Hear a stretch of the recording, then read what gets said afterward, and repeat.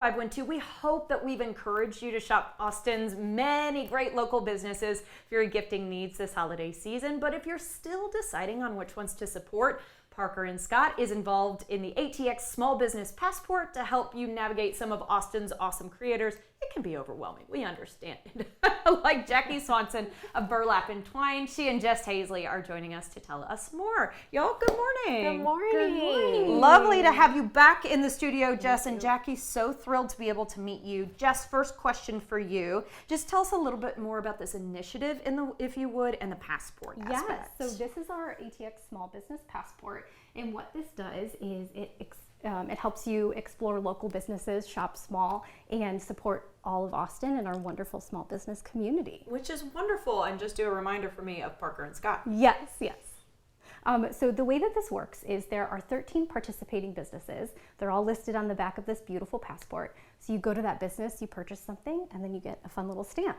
You have 3 chances to earn a reward that you can redeem in January, and you can collect stamps through the end of December. Okay, so hang on. I thought it was all happening at your place. It's not. 13 We're businesses. bopping around. Yes, okay. you're bopping around. 5 of which are like within 5 minutes of our shop. Well, that makes it easy. And then we have our South Austin friends and our West Austin friends and a little bit of everywhere. Yeah, and we want to make sure that these wonderful dollars that everybody's earned all season stay here in Austin. So Agreed. supporting local is so important. Agreed. Jackie, let me ask about Burlap and Twine. I think it's so amazing that you're self-taught. Self-taught. So I started Burlap and Twine about 4 years ago. We are a flower truck. Was it the start of the pandemic? Sure was. It was a pivot and actually a blessing in disguise. A blessing. So yeah. So 4 years ago, and we have a cute little truck named Norma. She's a little vintage VW that we have converted into a mobile flower bar. Cool. So we predominantly do private events. So people hire us and we go to the event and people get to build their own bouquets, which is such a creative, wonderful moment. And Norma's super cute, so she's like Instagrammable, great pictures, so that's what we do a lot. And then we also do some weddings as well, as we have some dried goods at Parker & Scott. And yeah, you were telling me off camera, there's actually so much waste involved in fresh florals that a lot of these dried options not only are going to last longer, but are a little bit more sustainable, which I know is important at Parker & Scott. Absolutely, yeah. There is a lot of waste with the fresh florals. Beautiful, but we won't take that away from them. But yeah, a little bit more earth friendly, let's call it over here. You're going to teach us how to make a wreath today. Yes. So tell me, what am I looking at? Is it a wreath lighter? It's a base. A base. It's a base. We're calling it a base. And this is just one type that you can utilize. There are other ones called like grapevine bases. We're doing a wire one today, and this is a 12-incher. A 12-incher. Okay, and you said the hardest part to start with is actually the floral wire. Yeah, the floral wire. So I like to anchor it on one of these points. It just gives you a little more control. You're going to wrap it around to the point that it feels secure, that if you yank at it, it's not going to pop off. Okay. And this wire, you're going to keep it going, no chopping it off until the end of the wreath. Okay, so you are going to give us the whole tutorial. Yeah. You've picked some really gorgeous things today. Can you tell me about that? Yeah, so these are assortments of different evergreens.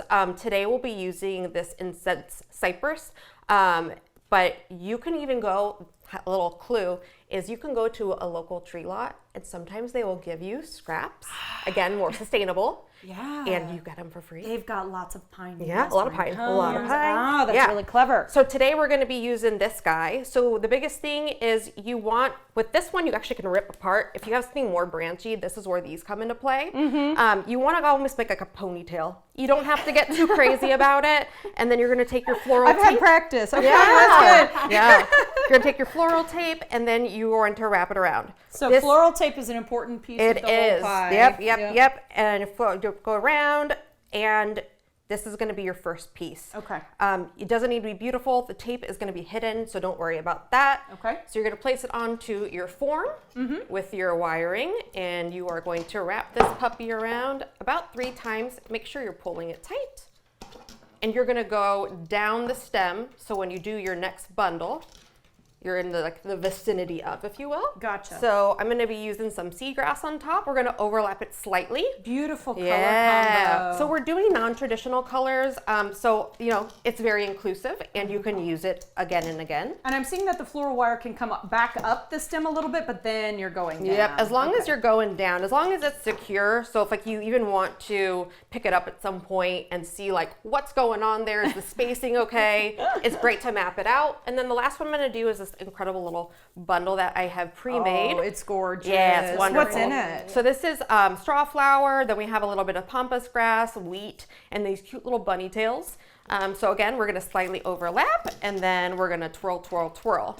So what I'm seeing here is with the greenery, you could do it easily, and then something a little bit more fun with the startup color. But this is almost like a corsage. You put three or four things in there. Yeah. And these are really cool because once your wreath is done for the season, you can pluck these guys out, and since they're preserved, they'll last years, and you can put them in a little cute bud vase for decor. So yeah. I love it. Yeah. And then you said once you're done all the way around, you might be surprised to find that you've got a special handy friend. It's your best friend. Yeah, it's your best friend. It mean? Best friend.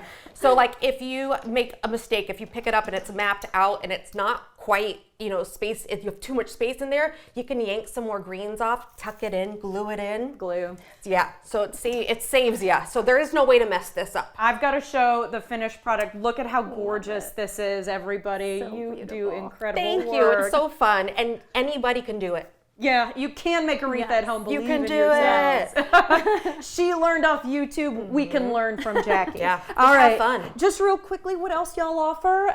You mentioned weddings, more a la carte type A la stuff. carte, yeah. So if you have like a smaller micro wedding and you're just needing like, you know, some bouquets and a boutonniere and whatnot, we want to make it affordable for people, and you pick out your color palette and then we make the product and then we deliver it to you. Sounds good to me. yeah. And real quickly, Jess, people can stop by Parker and Scott. You guys have awesome stuff there. Thank Just you. a quick list of some of the things. Oh gosh, a little bit of everything. We have kids, we have books, we have candles, we have amazing like dish towels and apothecary items. So everything you need for anybody you're buying for. Sounds good to me. Thank you guys Thank both you so so much. much. Appreciate it. For more details, atxsmallbiz.com or atxsmallbiz on Instagram.